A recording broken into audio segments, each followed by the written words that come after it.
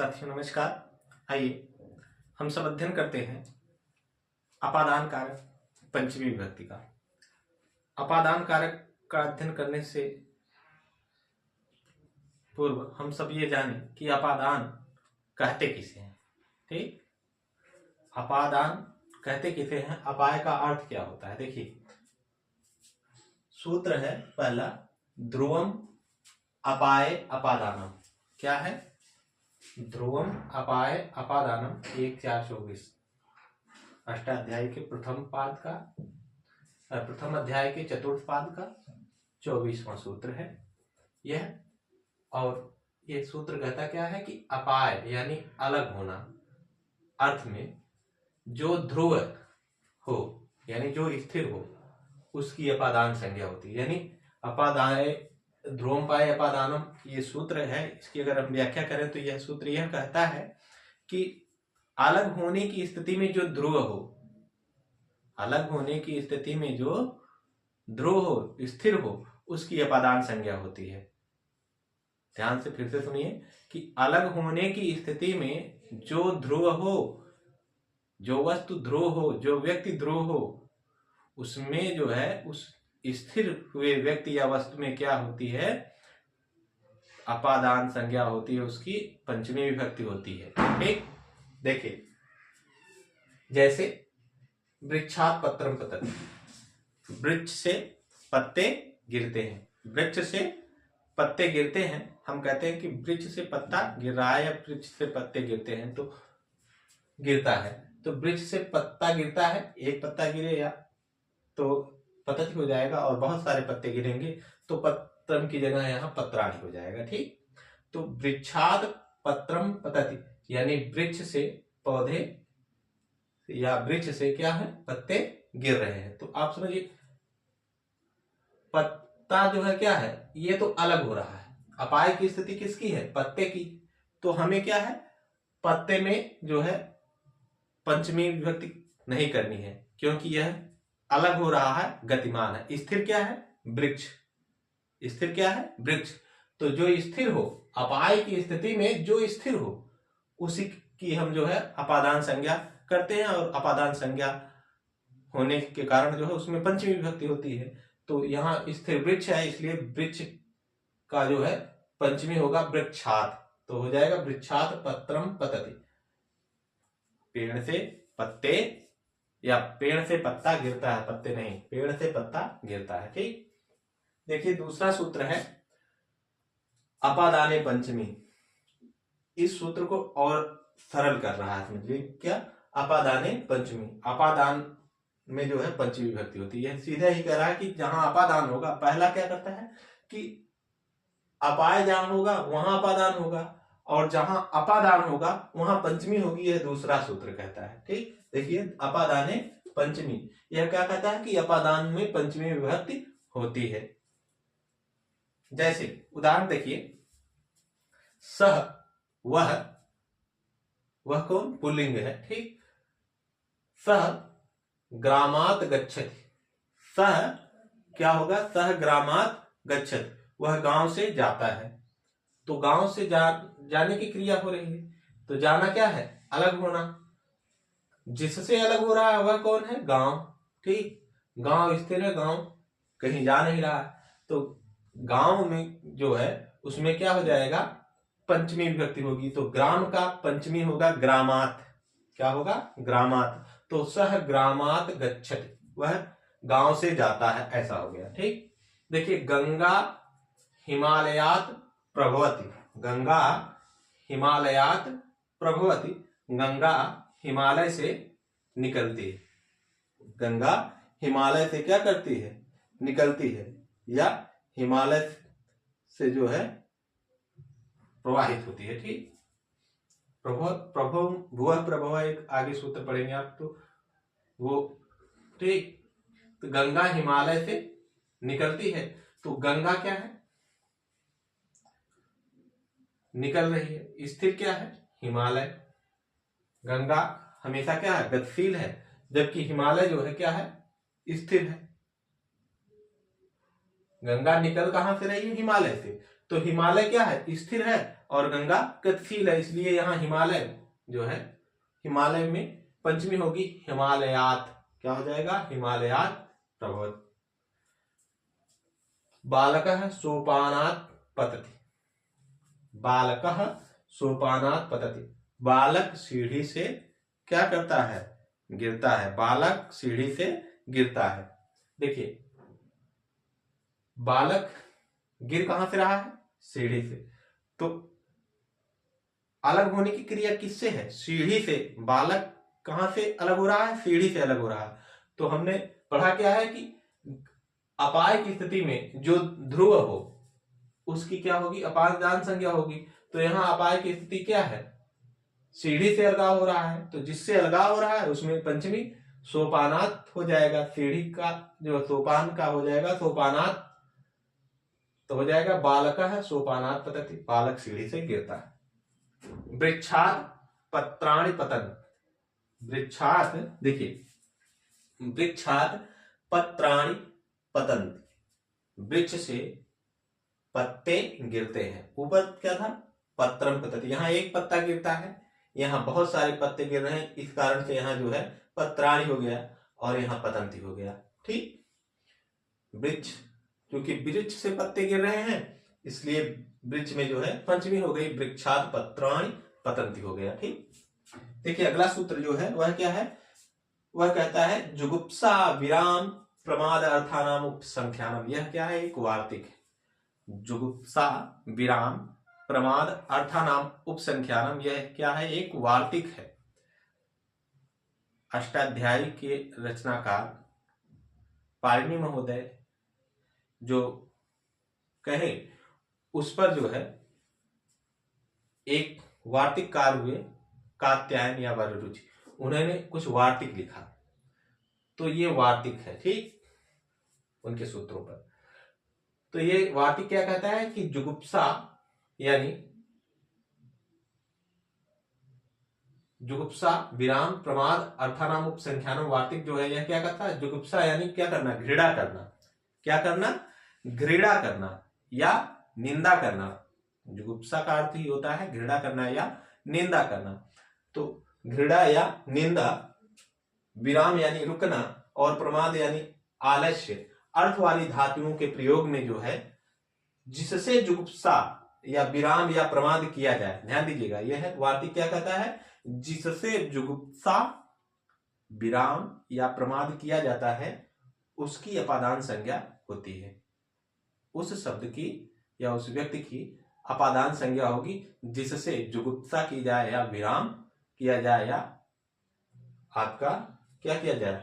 प्रमाद किया जाए। ठीक, तो देखिए पापात जुगुप्सते, उदाहरण है पापात जुगुप्सते। पापात जुगुप्सते यानी पाप से घृणा करता है। सह कार्यात विरमति, वह कार्य से रुकता है। विरम मीन्स क्या होता है? रुकना। तो वह कार्य से रुकता है। सह धर्मात प्रमाद्यति, वह धर्म से प्रमाद करता है। ठीक, ये हो गए कुछ महत्वपूर्ण उदाहरण। अगला सूत्र जो होगा वह भेद क्या है? भीत्रार्थानाम भय हेतु। क्या है? भीत्रार्थानाम भय हेतु।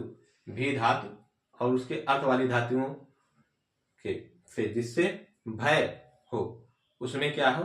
जहां भय जाहिर हो वहां क्या है? पंचमी विभक्ति होती है।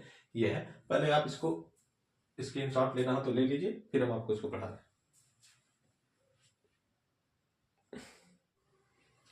देखिए अगला सूत्र जो है अपादान कारक पंचमी विभक्ति का, वह क्या है? भ्रीत्रार्थानाम भय हेतु। यह 1-4-25 यानी अष्टाध्याय के प्रथम अध्याय के चतुर्थ पाद का 25वां नंबर का सूत्र है। यह कहता है कि डर, भय यानी डर और त्राण यानी रक्षा, अर्थ वाली धातुओं में जिससे भय या रक्षा की जाती है उसकी अपादान संज्ञा होती है। यानी कहने का कुल जमा अर्थ इतना है कि जिससे डर रहे हैं आप या जिससे रक्षा कर रहे हैं उसकी जो है क्या होगी? अपादान संज्ञा होगी और उसी की पंचमी विभक्ति होगी। फिर से सुनिए कि जिससे डर रहे या जिससे रक्षा की जाए उससे जिससे डर रहे हैं आप या फिर जिससे रक्षा की जा रही है उस व्यक्ति से, ठीक, या उस वस्तु से की जो है क्या होगी, आपकी अपादान संज्ञा होगी, पंचमी विभक्ति होगी उसमें। जैसे उदाहरण है चोरात विभेद, चोर से डरता है, क्या करता है वह, चोर से डरता है। वृक सिंहार विभेद, वृक, वृक मीन्स क्या होता है, भेड़, वृक मीन्स क्या होता है, भेड़ ना, या भेड़िया, भेड़िया, वृक भेड़ या भेड़िया, वृक सिंहात भेड़ विभेद, भेड़िया क्या है, सिंह से डरता है, चोर से डरता है, वृक सिंहात विभेद, यहाँ वृक डर किससे रहा है, सिंह से, इसलिए सिंह में जो है पंचमी हो गई, सिंहात हो गया। यहाँ व्यक्ति है वह किससे डर रहा है, विभेद किससे डर रहा है, चोर से, चोर से डर रहा है तो इसलिए चोर में जो है पंचमी विभक्ति हो गई। ठीक, देखिए पिता पुत्रम सिंहात रक्षति, पिता पुत्र की सिंह से रक्षा करता है, पिता पुत्र की सिंह से रक्षा करता है, यानी यहां रक्षा का कार्य किससे हो रहा है, किससे रक्षा की जा रही है, सिंह से। तो हमने इस सूत्र में पढ़ा क्या है कि जिससे भय या रक्षा की जाए उसकी अपादान संज्ञा होगी। तो यहाँ भय जो है चोर से है, इसलिए चोर में जो है चतुर्थी हुई, पंचमी विभक्ति हुई, और यहाँ रक्ष धातु के योग में सिंह से रक्षा की जा रही है, इस कारण से सिंह में पंचमी विभक्ति हुई, अपादान कारक होकर।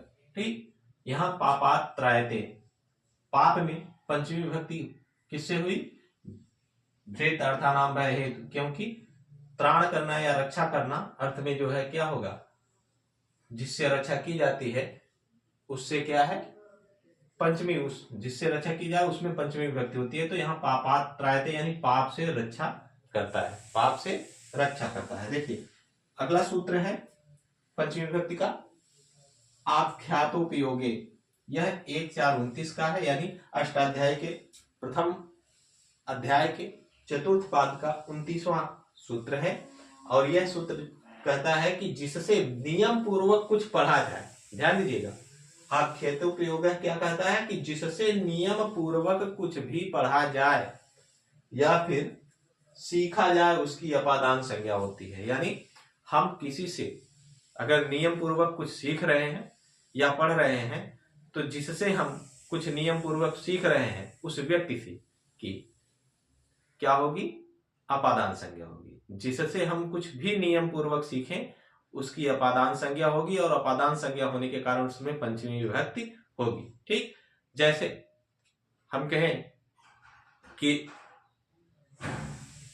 शिक्षक से बालक क्या करता है, शिक्षक से संस्कृत पढ़ता है, बालक शिक्षक से संस्कृत पढ़ता है, तो बालकः शिक्षकात् संस्कृतम पठति, ऐसा हो जाएगा। बालक संस्कृत किससे पढ़ रहा है, शिक्षक से, क्योंकि संस्कृत पढ़ेगा तो नियम पूर्वक ही पढ़ेगा। ठीक, कुछ भी पढ़ेगा अगर कोई व्यक्ति तो नियम पूर्वक, अगर अध्ययन कर रहा है तो नियम पूर्वक ही करेगा। तो देखिए उदाहरण है उपाध्यायात अधीते, उपाध्यायात अधीते यानी उपाध्याय से क्या करता है, अधीते यानी पढ़ता है। उपाध्याय से क्या करता है, वह कोई भी व्यक्ति है वह उपाध्याय से क्या करता है, अधीत मीन्स पढ़ना, ठीक, अध्ययन करना या पढ़ना। छात्र गुरु अधीते, छात्र जो है क्या करता है, गुरोह, यहाँ गुरोह में पंचमी जो हुई है वह अधीते के योग में हुई है। ठीक, क्योंकि अधीत यानी पढ़ेगा कोई तो नियम पूर्वक पढ़ेगा। ठीक, तो छात्र गुरु अधीते। फिर देखिए बालकः अध्यापकात् संस्कृतम पठति, बालक अध्यापक से क्या करता है, संस्कृत पढ़ता है, या शिक्षक से संस्कृत पढ़ता है तो शिक्षकात् हो जाएगा, अध्यापक से पढ़ता अध्यापकात् हो जाएगा। ठीक, और देखिए रवि शिक्षकात् संगीतम शिक्षते, रवि, रवि क्या करता है, शिक्षकात् यानी शिक्षक से संगीत की शिक्षा लेता है। रवि शिक्षक से संगीत सीखता है या शिक्षा लेता है संगीत की। तो संगीत क्या करेगा, नियमबद्ध तरीके से सीखा जाने वाला विषय है, इसलिए संगीत हुआ या अध्यापक कुछ पढ़ा रहा हो तो वह क्या हो, नियम पूर्वक होता है, इसलिए ध्यान दीजिए, चाहे उपाध्याय हो शब्द हो या यहाँ अध्यापक हो या शिक्षक हो, इन सब के योग में जो है पंचमी विभक्ति होने का एकमात्र कारण जो है वह क्या है? आख्यातोपयोग सूत्र है, जो यह कहता है कि जिससे भी हम कुछ नियम पूर्वक सीखें या पढ़ें उसकी पंचमी विभक्ति करेंगे। उसमें जो क्या है अपादान कारक होगा और उसकी पंचमी विभक्ति की जाती है। इस कारण से यहाँ देखिए उपाध्याय अधीते हुआ, छात्र गुरु अधीते हुआ, बालक अध्यापकात् संस्कृतम पठति हुआ और प्रवीण शिक्षकात् संगीतम शिक्षते, क्योंकि ये सब क्या है नियम पूर्वक हो रहे हैं। ठीक,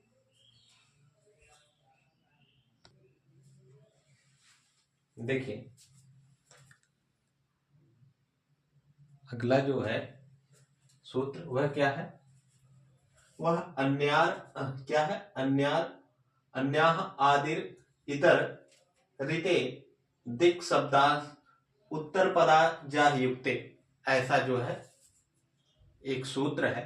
यह सूत्र जो है 2, 3, 29 यानी अष्टाध्याय द्वितीय अध्याय के तीसरे पाद का 29वां सूत्र है। ठीक, यह क्या कहता है कि अन्य भिन्न इतर रीते पूर्व प्राक प्रत्यय बहि आरभ्य प्रभृति आदि शब्द यानी इतने शब्द जो है इनके योग में पंचमी विभक्ति का प्रयोग होता है। इनके योग में किसका? पंचमी विभक्ति का प्रयोग होगा। जैसे अगर हम कहें कि किसड़ से भिन्न, किसड़ से अन्य, ठीक, तो भिन्न अर्थ में अन्य भिन्न और इतर तीनों का अर्थ क्या हो जाएगा? अन्य भिन्न और इतर, इनका तीनों का अर्थ ही वही होता है कि भिन्न। ठीक, तो जैसे हम अगर कहें उदाहरण कि किसड़ से भिन्न, तो क्या होगा? जैसे अगर हम कहें कि किसड़ से भिन्न तो क्या होगा? अन्य किसड़ात हो जाता है। क्या हो जाएगा? देखिए अन्य, इसको अन्य किसड़ात भी कर सकते हैं, भिन्न है इतर है, चाहे अलग अलग लिखें या फिर ऐसे ही लिख लीजिए अन्य भिन्न भिन्न इतर, अन्य भिन्न इतर, फिर क्या हो जाएगा? किसड़ात, अन्य भिन्न इतर किसड़ात। ठीक, समझ में आया? अन्य भिन्न इतर जो है वह क्या हो जाएगा? किसड़ात।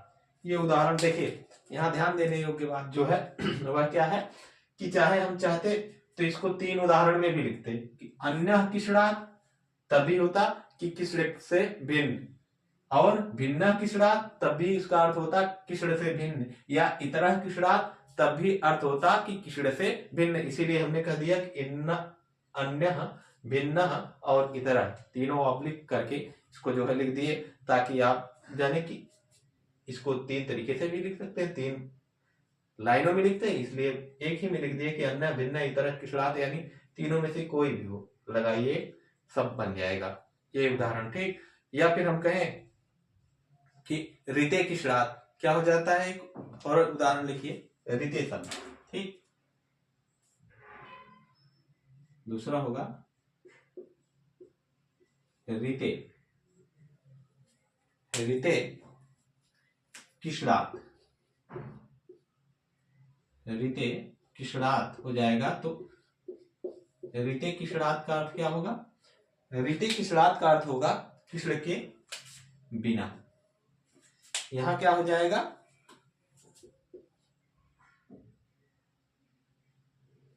देखिए यहां क्या हो जाएगा, ध्यान दीजिए, किसड़ से भिन्न इसका अर्थ होगा। ठीक, क्या होगा?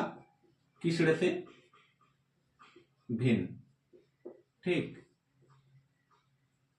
किसड़ से भिन्न हो जाएगा। तो और यहां क्या हो जाएगा? ये किसड़ के बिना हो जाएगा। ध्यान दीजिएगा, किसड़ से भिन्न होगा ऊपर वाले का, और इसका क्या होगा? किसड़ के बिना। ठीक उसी प्रकार हम क्या कहेंगे? गांव से पूर्व हो या गांव के बाद हो, तो गांव के अगर पूर्व कहेंगे तो क्या हो जाएगा, तब जो है क्योंकि जिससे पूर्व होंगे उसमें ही तो होगा, जिससे हम पूर्व में रहेंगे तो ग्राम शब्द होगा, गांव से पूर्व तो हो जाएगा क्या, ग्राम, एक मिनट, ग्रामात, क्या हो जाएगा, ग्रामात, ग्रामात भी लिख सकते हैं, ग्रामात भी लिख सकते हैं, ठीक। तो ग्रामात पूर्व क्या होगा, ग्रामात पूर्व, ग्रामात पूर्व होगा उदाहरण, तो क्या हो जाएगा,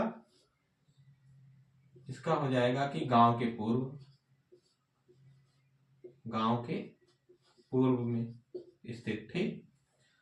अगर हम यही कहें कि गांव के बाद तो प्रत्येक ग्रामात हो जाएगा, प्रत्येक, यहां है ना प्रत्येक, देखिए कहीं होगा प्रत्यय लिख दिए यहां जी, प्रत्येक होगा, ध्यान दीजिएगा, प्रत्येक, ठीक। तो यहां क्या हो जाएगा, प्रत्येक ग्रामात, प्रत्येक ग्रामात हो जाएगा, ग्रामात का अर्थ होगा आपका गांव के बाद, गांव के बाद। बहुत कम ही पूछा जाता है ऐसा, पर क्योंकि सूत्र था कुछ महत्वपूर्ण लगा इसलिए हम आपको बता दे रहे हैं कि यहाँ से ऐसा होता है, ठीक।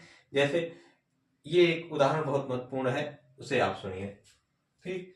जैसे गांव के बाहर बगीचा है, कहा जाता है ना, गांव के बाहर क्या है, बगीचा है, रुकिए, तो हम सब क्या कहते हैं, गांव के बाहर बगीचा है तो ग्रामाद, ग्रामाद बहि उद्यानम, ग्रामाद बहि उद्यानम अस्ति, माद बहि उद्यानम अस्ति। इसको हम अगर कहें तो क्या होगा कि गांव के बाहर बगीचा है, गांव के बाहर बगीचा है तो इसको हम क्या कहेंगे, ग्रामाद बहि उद्यानम अस्ति। ये पूछा गया है कई बार परीक्षाओं में, ठीक। तो ये कुल मिलाकर आपके जो है सूत्र हुए महत्वपूर्ण पंचमी विभक्ति अपादान कारक की। अब आगे जो है हम सब अध्ययन करेंगे षष्ठी विभक्ति का संबंध कारक जिसे कहते हैं, और तत्पश्चात जो है सप्तमी विभक्ति जिसे हम क्या कहेंगे, अधिकरण कारक, उसका अध्ययन करेंगे। तो मिलते हैं अगली कक्षा में, तब तक के लिए नमस्कार।